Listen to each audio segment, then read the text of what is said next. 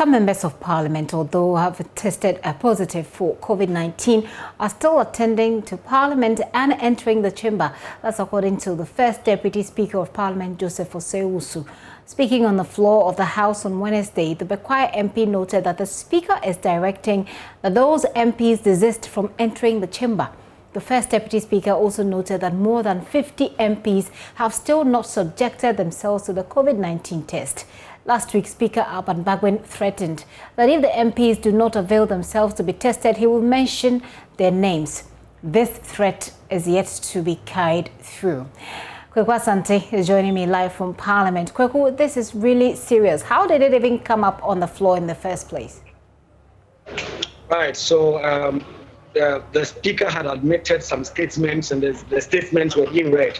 But just as those statements and the debates were going on, the first Deputy Speaker, Joseph Osei-Usu, just cut in and said that the Speaker had asked him to do this very important and urgent announcement that all members of Parliament who have not subjected themselves yet to the test that the House has been undertaking should please do so before 4 p.m. And around that time, it was not 4 p.m. yet when he made that announcement. He was expecting that members should do that.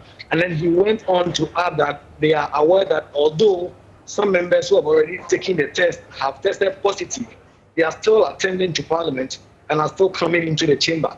And so the leadership is warning them to desist from doing so, and that if they continue to do so, they will mention their name. Just a brief background to this. 2 weeks ago, the House decided that all members and staff, as well as even some press corps members, were to be undertaking the COVID-19 test to ensure that the House is safe for everybody to be coming in to do public business. And last week, the Speaker announced that close to 60 members of the House are still not undertaking the test, and he was urging them to kindly do so, and that if they did not, this week, he was going to mention the names of those MPs who are still not undertaking the test. This is the second day of sitting for this week.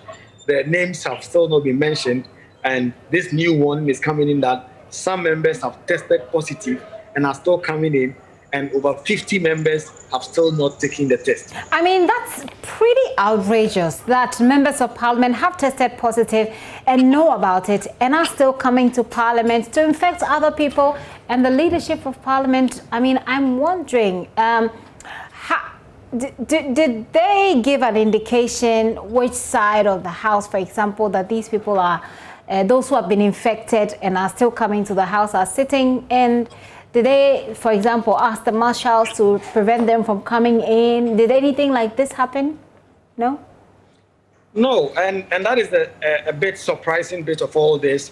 And from the indication and from the way the conversation we had, you get the understanding that maybe those who have tested positive are coming from both sides of the aisle.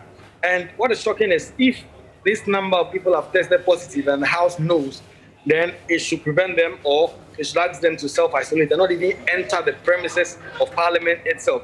But no such decision has been taken. Members are coming in, and the only thing leadership is doing right now is to issue threats and say that if you don't either go and test, or if you've tested positive and you don't stop coming into the chamber, would mention your name. That was a bit surprising. Okay. But also a point that was raised by the minority chief whip, Honorable Munta Kambarak, to the extent that the whips on both sides of the House do not have the names of those who have tested positive.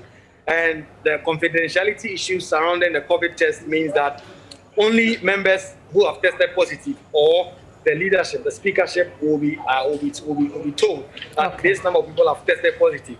And so he is saying that the names of members who have tested positives on each side should be given to the whips of each side so that they will prevent them from coming into the chamber, and also as well warn other members, their colleagues, from staying away from them. And so it's just warnings and threats. Right. And Kweku, let's just figure out. Kweku, you earlier indicated that the Speaker had given them up to 4 p.m.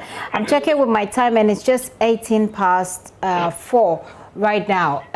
Perhaps this is the time that the threat will be carried through.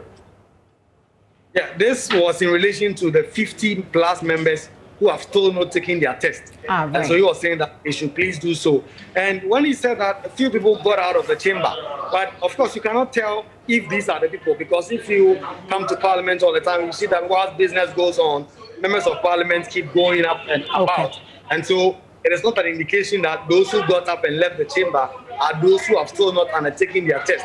But when it goes to the substantive issue of those who have tested positive, it's left to be seen what will be done. That if people have tested positive and they are still attending to the house, then something more concrete should be done than simply warning that if these members do not stop coming into the chamber, then their names will be mentioned. I mean, this happened let's find out when COVID was at its height in Ghana. What else? According to then Speaker of Parliament, Michael Quay, are tested positive, but we're still coming in, and we were just trying to mention your name, and nothing was done. So it's left to be seen what concrete actions will be taken. Of the House what else happened on the floor of the House today?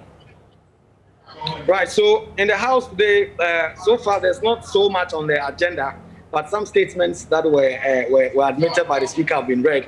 There was one by Kofi Adam on cocoa, the cocoa affairs in the country, and according to him, what his indication is gotten from his constituency is that some LBCs, that is large buying companies, have still not been paid by the Ghana Cocoa Board to be able to buy cocoas. And so he was bringing this to the attention of Parliament and to government to expedite the process. But just then there was a sharp rebuttal from MP for Efutu and Deputy Majority Leader Honorable Alexander Finyo-Markins, the fact that that was not true, and that the indication he has is that all LBCs have been paid. But it became a subject of partisan debate from both sides, while members of the NPP majority said that the Cocoa Board had paid the money. Those on the NDC side insisted that some LBCs, the large buying companies, have still not been paid. So there's not so much that has been said here. We are expecting that they will go into this other substantive business of the House later on. Kwaku, thank you very much for that update. Kwaku Asante, they're coming to us live from Parliament.